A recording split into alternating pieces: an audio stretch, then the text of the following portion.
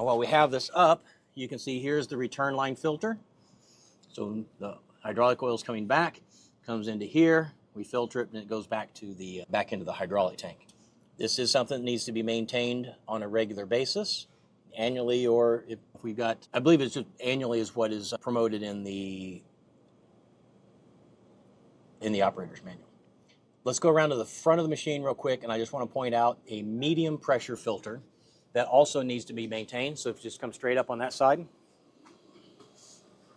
If you can see down in through here, it might be better if you come over to this side, I guess.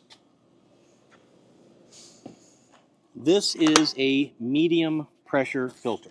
So this pressure filter it's tied into the charge system of the closed loop hydrostat.